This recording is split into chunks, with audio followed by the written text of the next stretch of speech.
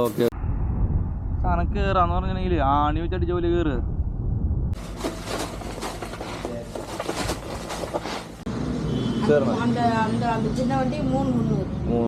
ഇത് കേരള പോകുന്നത് ജാസ്തിയാ? എല്ലായിടത്തും പോകാം. ഓക്കെ. വെള്ളത്തിന്റെ അവസ്ഥ ഫുള്ള് പൂത്താടികള്. അങ്ങനെ റൂമിൽ നിന്ന് ഇറങ്ങി നമ്മള്. ഇന്നലാണ് ഇവിടുന്ന് ആകെ ഒരു 60-70 കിലോമീറ്റർ ഉള്ളോ തൂത്തുക്കുടിക്ക്. പട്ടിക്കാട് വണ്ടികളുണ്ടായിരുന്നു, എന്നാലും ഒരു ജാതി ഡേഞ്ചർ പിടിച്ച പോലത്തെ വഴി പോലെ എനിക്ക് തോന്നിയത്. അപ്പൊ പിന്നെ ഇവിടെ പെട്രോൾ പമ്പിന് അവിടെ റൂം കിട്ടി. നേരെ റൂം എടുത്ത് പിന്നെ ക്യാമറയിൽ ഓൾറെഡി ചാർജ് ഇല്ലല്ലോ. ഫോണാണെങ്കിൽ പറഞ്ഞ പോലെ ചാർജ്, ഇതാണെങ്കിൽ ചാർജ് കയറണില്ല, കംപ്ലൈന്റ് അറിയില്ല. അപ്പോ നമ്മള് തെന്മല വഴി പോകാനാ പ്ലാൻ ചെയ്തത്. പക്ഷെ അത് നടക്കും തോന്നുന്നില്ല. മഴ കാരണം പല സ്ഥലത്തും വഴി ബ്ലോക്ക് ചെയ്തിരിക്കാന്ന് പറഞ്ഞ്. അപ്പൊ അതുകൊണ്ട് നമ്മള് ഇവിടുന്ന് തൂത്തുക്കുടി പോയിട്ട്, തൂത്തുക്കുടി എത്തണില്ല, അതിന് മുന്നേ നമ്മള് ഉപ്പുണ്ടാക്കുന്നത് എവിടെയാന്ന് കണ്ടു കഴിഞ്ഞാൽ അവിടെ നിന്ന് പതുക്കെ നമ്മള് വണ്ടി തിരിച്ച് പോവാന്നുള്ള പരിപാടിയാ.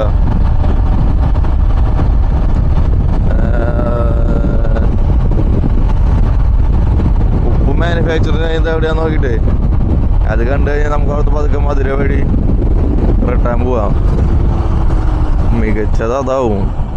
കുറെ വണ്ടി കേരളത്തിൻ്റെ ഇതൊക്കെ ട്രിവാൻഡ്രം പോണ വണ്ടികളാട്ടോ, മലയാളീസ്. ഭയങ്കര ഒരു ജാതി ഉൾഗ്രാമങ്ങളാടാ ഫുള്ള് ഇവിടെ. അതേപോലെ നിറച്ചും കരിമ്പന. പനയുടെ വരുന്നത് കൃഷിയാന്ന് തോന്നുന്നുണ്ട് പനയുടെ. ഇതെന്താ കേസ് വെച്ചിട്ടുണ്ടെങ്കിൽ, ഞാനിപ്പോൾ ഈ ധനുഷ്കോടി പോണ റൂട്ടിലാണെങ്കിലും കണ്ടപ്പോഴും ഏറ്റവും കൂടുതൽ കരിമ്പനകളാണ് മരങ്ങളായിട്ട് നിൽക്കുന്നത്. നമുക്ക് പന, ശർക്കര.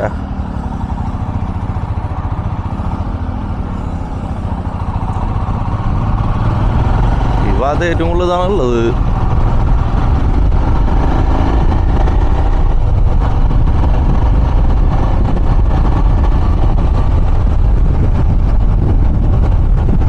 ഇത് കാണുന്ന മൊത്തം പനയാ.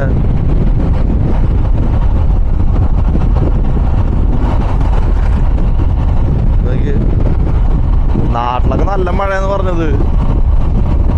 ഞാൻ മനസ്സിലാക്കിയിടത്തോളം ഈ റൂട്ട് പിടിച്ചു കഴിഞ്ഞാൽ ചിലപ്പോൾ പണി കിട്ടാൻ ചാൻസ് ഉണ്ട്. അപ്പം അതുകൊണ്ട് നമുക്ക് മധുര വഴി തന്നെ തിരിക്കാം.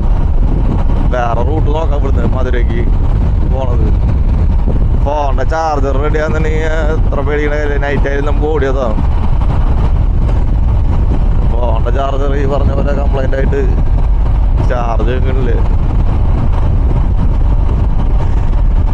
നോക്കി നോക്കാം. ചേട്ടാ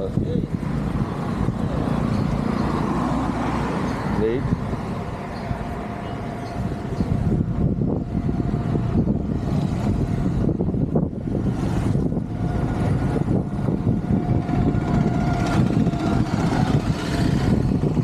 തള്ളുവണ്ടിയില്ലേ, ഇതെന്തൊരു സംഭവം എന്നറിയോ? ഇത് കുടം കൊണ്ടുപോകാൻ വേണ്ടിയിട്ട് ഉപയോഗിക്കുന്നതുകൊണ്ട്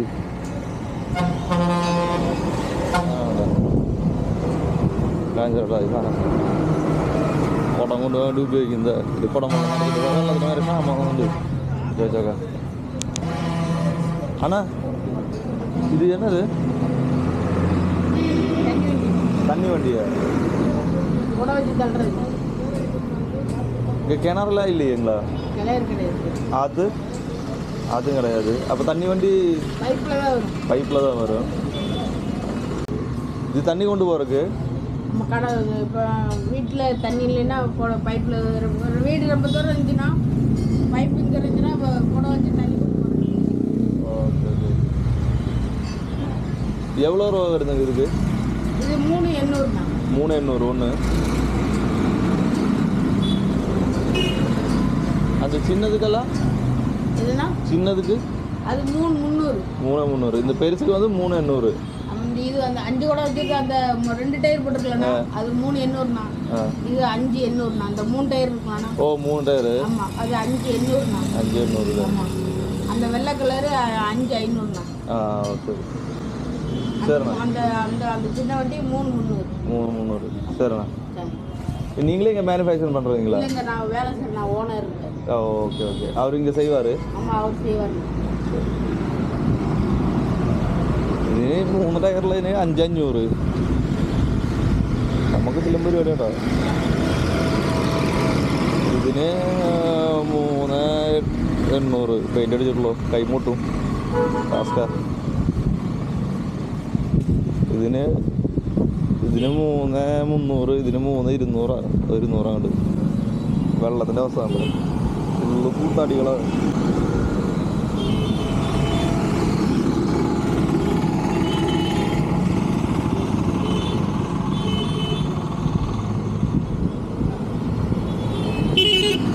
അക്രമം അപ്പുറത്ത് ഞാൻ ചേരട്ടെ.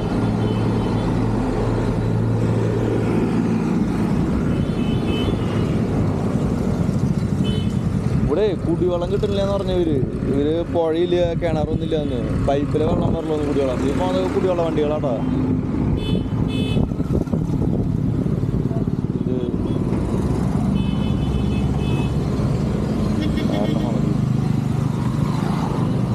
നിങ്ങളൊന്ന് ആലോചിക്ക്, നമ്മൾ വാട്ടർ സർവീസ് ചെയ്യണതിൻ്റെ സ്ഥലം അത്.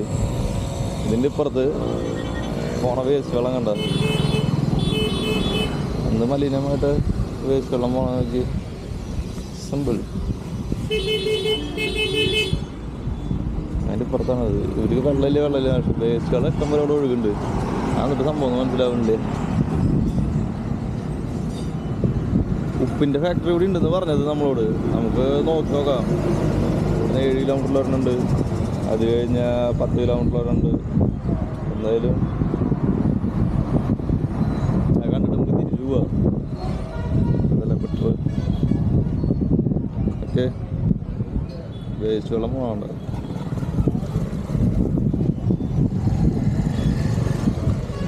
ഇന്ന് നിറച്ചും കൂത്താടികളാട്ടോ. ഭയങ്കര സ്മെല്ലുണ്ട്. അപ്പോൾ ക്ലീനാക്കാൻ വേണ്ടി കണ്ടുവരുന്നു. പോയി തോന്നുന്നുണ്ട്. അങ്ങനെ വണ്ടി വാട്ടർ സർവീസ് ചെയ്ത് ഇറങ്ങാണ്. ഇവിടെ ആകെ മെക്കാനിക് ഷോപ്പാട്ടോ. ഇത് മെക്കാനിക് ഷോപ്പ്.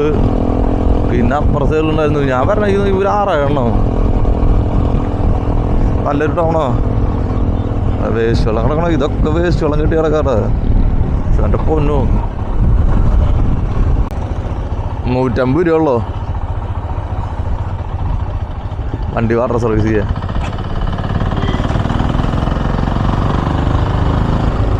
വെറും 150 രൂപ വണ്ടി വാട്ടർ സർവീസ് ചെയ്യാൻ. നമ്മളവിടെ 250, 300. ഇപ്പം 350 കണാക്കിണ്ട്. ഭയങ്കര പൈസ ഉള്ള.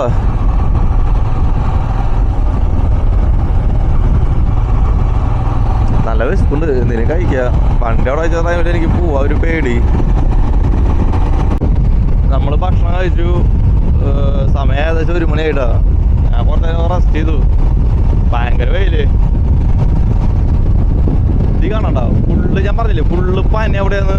ഞാൻ എന്നിട്ട് ആൾക്കാരോട് സംസാരിച്ചപ്പോൾ എന്നോട് പറഞ്ഞത് എന്താ വെച്ചാൽ, ഇവിടുത്തെ ആൾക്കാരോട് ഞാൻ സംസാരിച്ചു. അപ്പോൾ അവര് പറയണത് എന്താ വെച്ചിട്ടുണ്ടെങ്കിൽ, ആദ്യം ഇത് അതായത് ഒരു പനമരത്തിൻ്റെ മുകളിൽ നിന്ന് കായ ഉണ്ടായിട്ട് അത് പഴുത്ത് അത് താഴെ വീണ്ട് അതിൻ്റെ ചുറ്റും മരങ്ങൾ ഇങ്ങനെ ഉണ്ടാവും.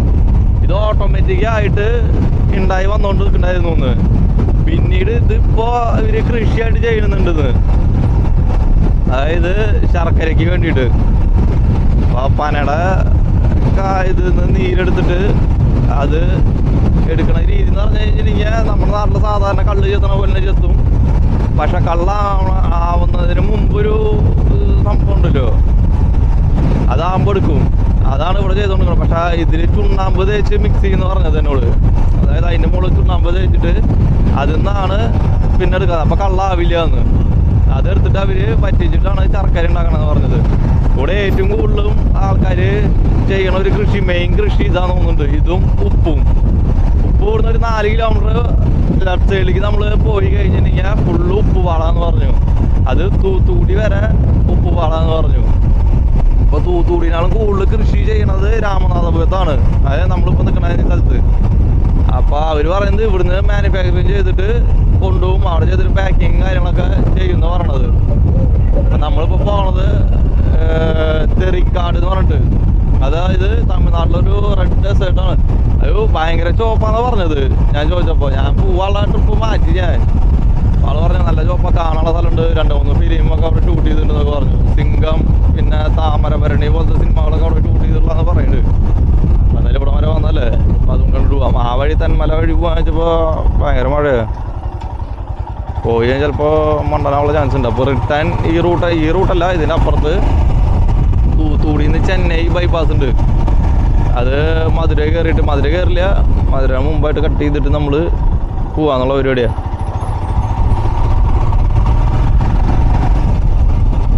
ഇവിടുത്തെ മെയിൻ കൃഷി ഇതാ. ഇവിടുത്തെ ആൾക്കാർ കണ്ട ഈ പട്ടകളൊക്കെ കണ്ട, ഈ മതിലിൽ ഇതൊക്കെ വന്നിട്ടുള്ളത് മറ്റേ പനയുടെ പട്ടയുടെ അതിൻ്റെ തണ്ടോണ്ടാണ് മതിലൊക്കെ വന്നിട്ടുള്ളത്.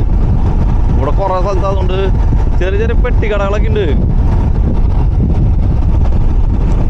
ഭയങ്കര സെറ്റപ്പൊക്കെ ഉണ്ട്. ഫുള്ള് പന, കരിമ്പനകളുടെ നാട് എന്ന് പറഞ്ഞെങ്കിൽ രക്ഷയില്ല. എവിടെ നോക്കിയാലും പന.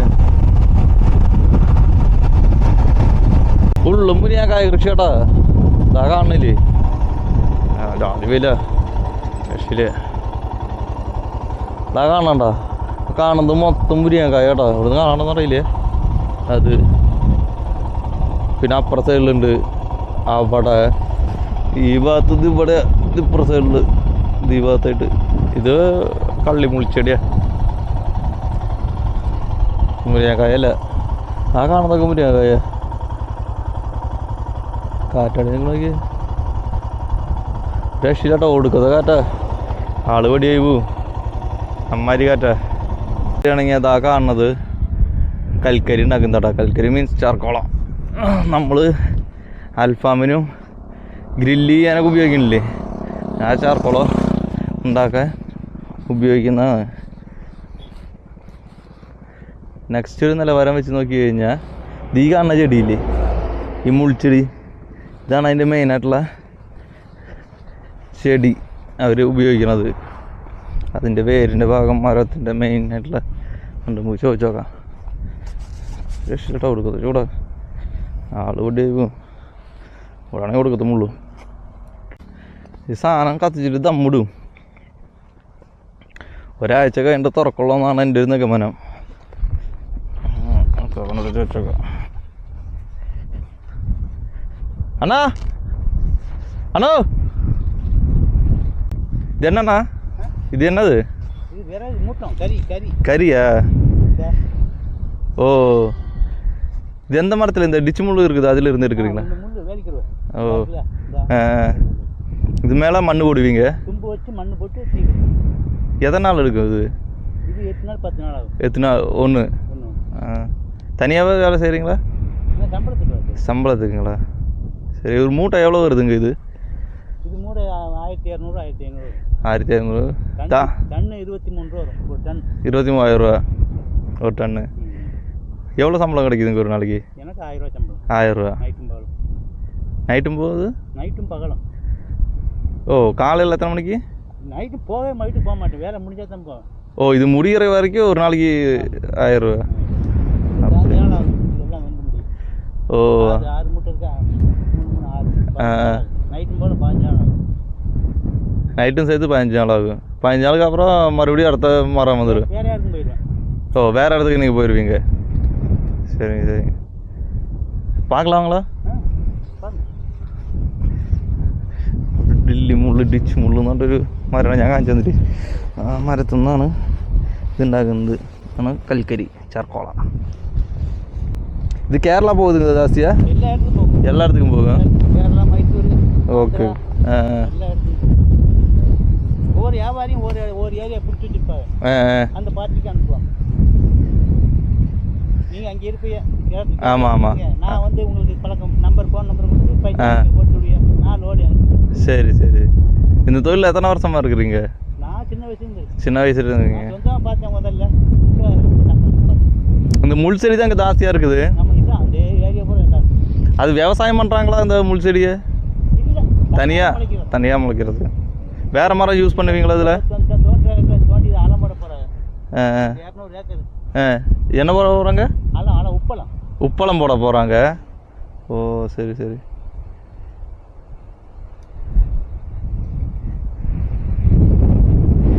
இது வேற மரம் ஏதாச்சும் போடுவீங்களா? வேற மாதிரி வராது. வெயிட் வராது.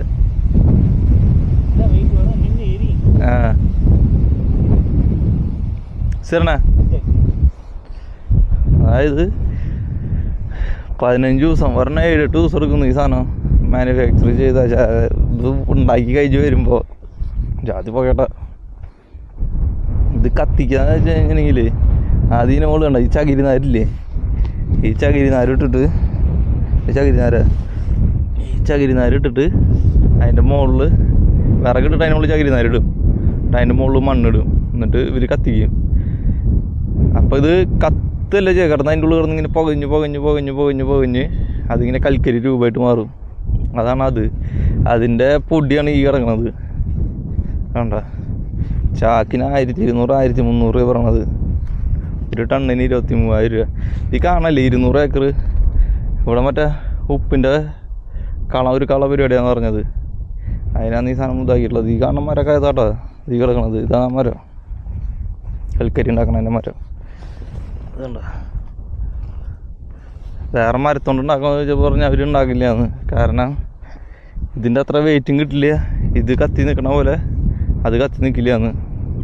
അതായത് ഈ മരം കുറേ നേരം കത്തി നിൽക്കുന്നു. കൽക്കരി ആക്കിയിട്ട് നമ്മൾ തന്തൂരിക്കും പിന്നെ അൽഫാമൊക്കെ എടുക്കുമ്പോൾ കുറേ നേരം കത്തി നിൽക്കും. മറ്റേത് അങ്ങനെ നിൽക്കില്ല എന്ന് പറയണത്. എന്നിട്ട് ആൾ ഇടക്കിടക്ക് നനച്ചു കൊടുക്കും. സാധാരണ രീതിയിൽ ഇത് കത്തി കഴിഞ്ഞെന്നുണ്ടെങ്കിൽ പിന്നെ ചാമ്പൽ മാത്രം കിട്ടുള്ളൂ, വെണ്ണീറായിട്ട് വരും. നമുക്ക് വേണ്ടത് ചാർക്കോളാണല്ലോ. അതാണ് കൽക്കരി ഉണ്ടാക്കുന്ന രീതി. ഇതാണ് മരം. അതിൻ്റെ ചെടി ഞാൻ നേരത്തെ കാണിച്ചു തന്നില്ല. ആ ചെടി അവിടെ ഉണ്ട്. അതാണ് അതിൻ്റെ ചെടി. നിറച്ചു മുള്ള. തമിഴ്നാട്ടിൽ ഇങ്ങനെ ഡിച്ച് മുള്ള്, ഡില്ലി മുള്ള് എന്നൊക്കെ പറയുന്നേ.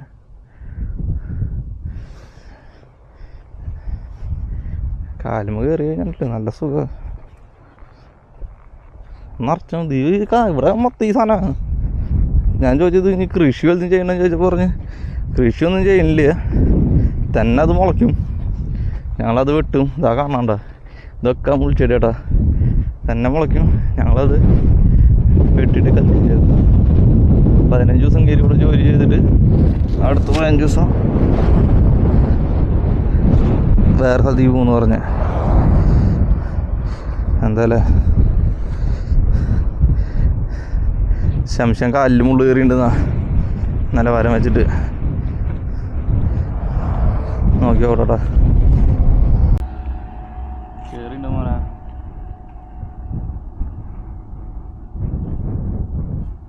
ചാതി വെയിലാട്ടാ, ഒടുക്കത്തെ വെയിൽ, ഒടുക്കത്തെ കാറ്റ്.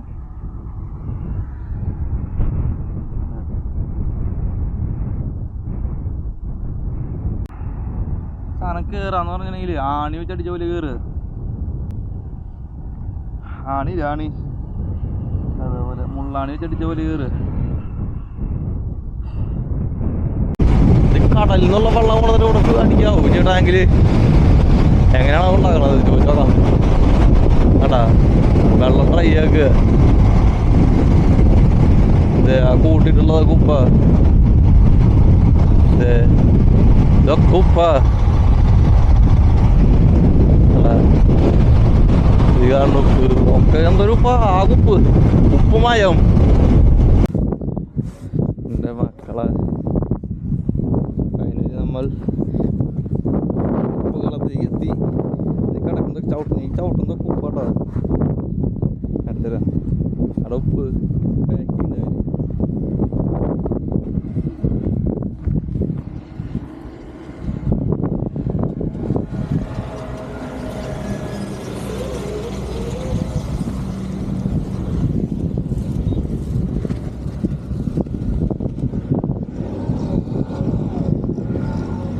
ഉപ്പ് അകത്ത് കേട്ടോ കണ്ട എന്താണ് നമ്മുടെ കാൽ പറയില്ല ഒരു സാധനം സൈഡിൽ ഈ കോരിയിടുക ചെയ്യാൻ തോന്നിട്ട് കേട്ടോ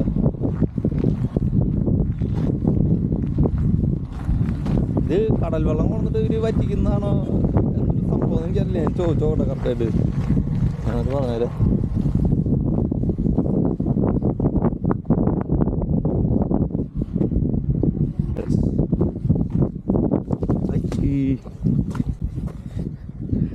ചതിച്ചു ഗായ്സ്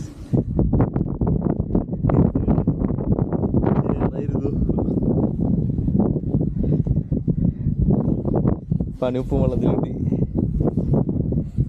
ഇതിന് കഴുകണെങ്കിൽ ഓല്ലോ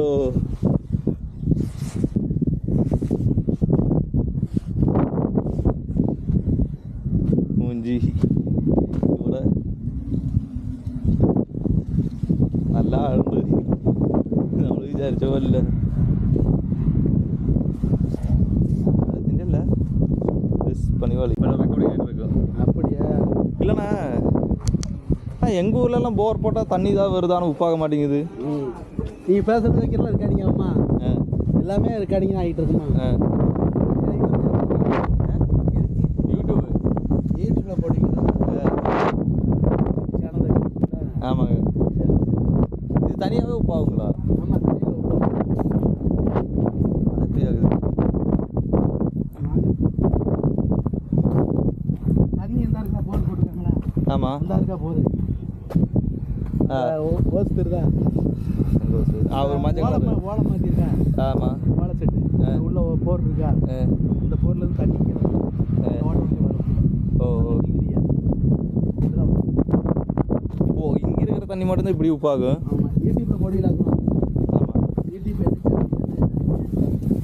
யூடியூப்பில் சேனல் யூடியூப்பில் போட்டு விடுவோம் ஆமாம் வீடியோ எடுத்து நம்மளாம் உழைப்பாளிகள் போட்டு விடுவேன் இது என்னது கம்பெனி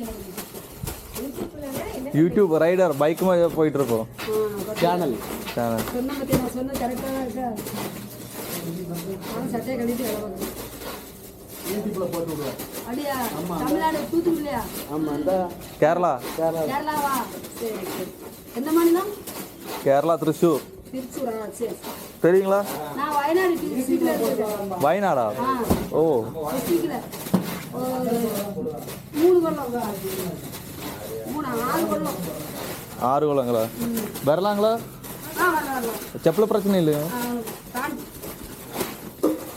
இது இவ்வளோ தானே எப்படி டேரெக்டாக டேரெக்டாக அங்கே ஓ இல்லை அயடின் சேர்த்த மாட்டிங்களா அயடி சேர்ப்போம் சேர்ப்போம் எப்படி இதில் தண்ணியில் சேர்ப்பீங்களா இல்லை தண்ணியில் கலந்து ஓ இதில் போட்டு மிக்ஸ் பண்ணுவீங்க ஃபுல்லாக தமிழ் பேசுறியே தமிழ் தெரியுமா அம்மா வீடு கோயம்புத்தூர் கோயம்புத்தூரா சரி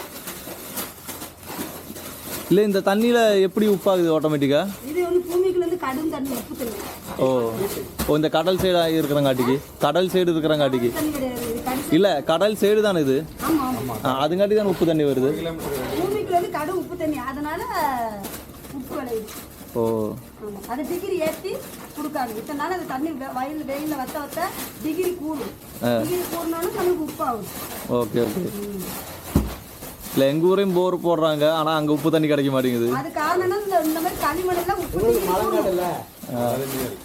வெயில் அடிக்கணும் சரியான வெயில் அடிக்கணும் கலர் வரும் கோயம்புத்தூர் வந்து உங்களுக்கு அப்படி வராதுல்ல ஆமாம் அது வந்து மழை பெய்யுற பேசுகிறேன்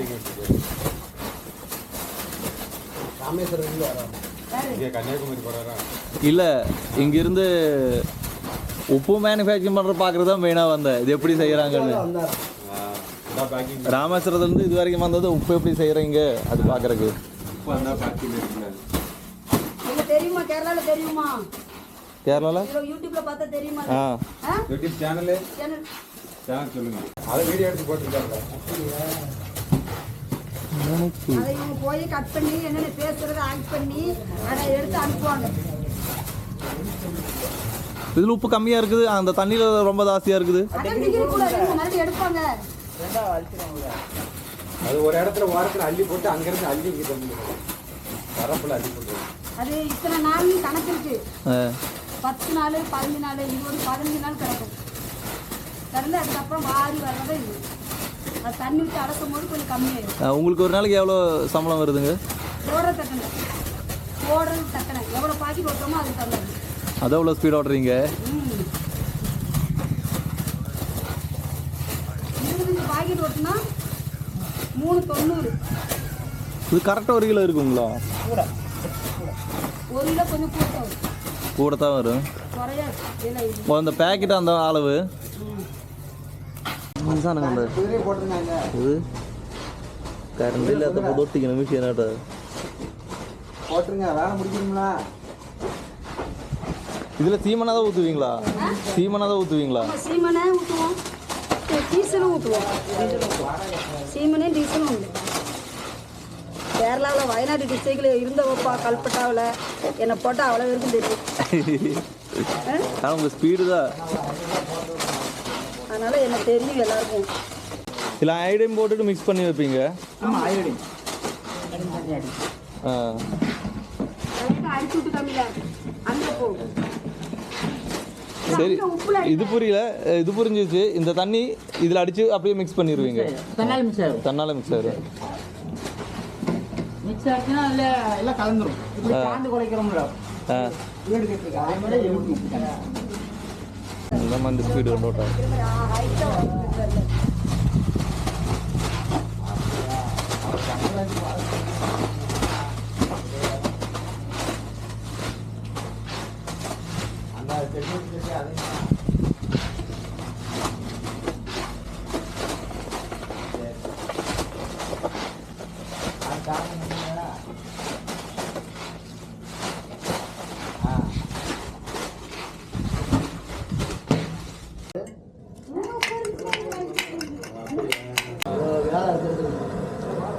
മുകളിൽ വയ്ക്കുന്നത് ചൂടാകും. സെയിം സ്റ്റൗവിൻ്റെ സിസ്റ്റം സ്റ്റൗ തന്നെ ഇത് കറക്റ്റാ? ഇത് ഓവർ ഹീറ്റ് ആയിട്ടാ കൈ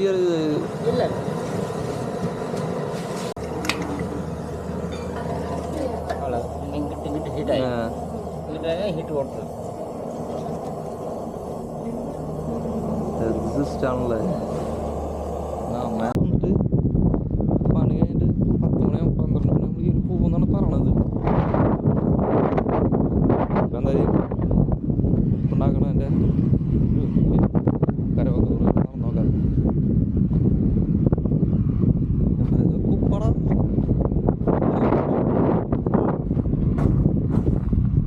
ഞാൻ ചവിട്ടുന്നതോ കുപ്പ. പക്ഷെ ഇവിടുത്തെ ഉപ്പിനും അവിടുത്തെ ഉപ്പിനും ടേസ്റ്റ് വ്യത്യാസം ഉണ്ട് കേട്ടോ.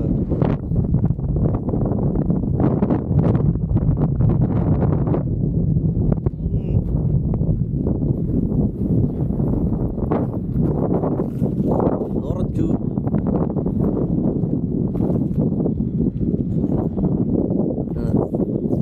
സൂപ്പ്.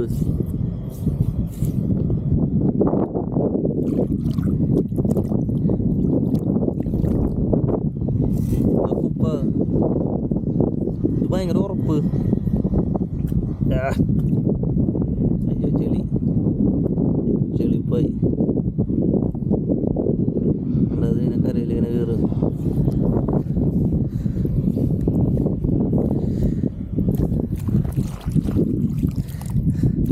ഉപ്പുവെള്ളം ഇത് ഭയങ്കര ഉപ്പാണ്. ഉപ്പ് തിന്നുമ്പോൾ ഇത്ര ഉപ്പില്ലേ?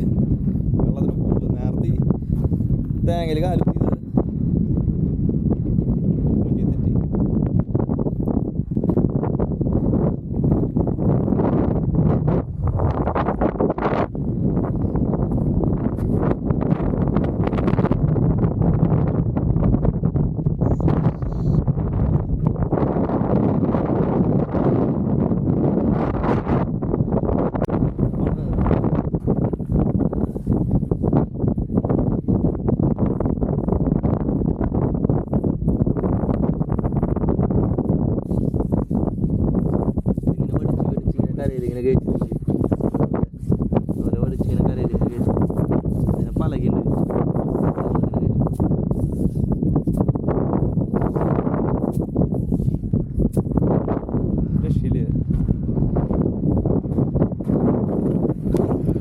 പ്രത്യേക അനുഭൂതി.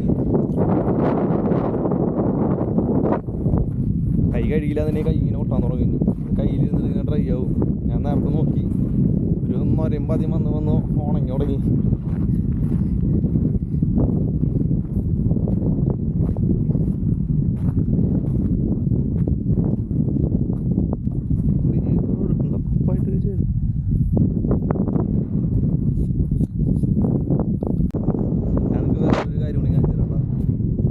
ഈ വയറ് ഇതിനൊരു വയറുണ്ട്.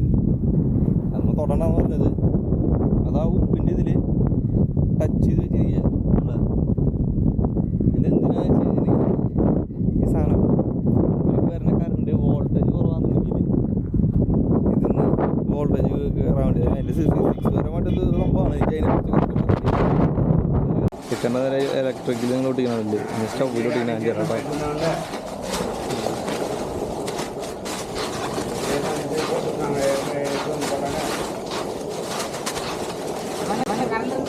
கையில இதாகாதுங்களா? இது சுடுதா? சூடு உண்டாகும், லைட்டாக ஹீட்டாக இருக்கும், படாமல் ஒட்டும்.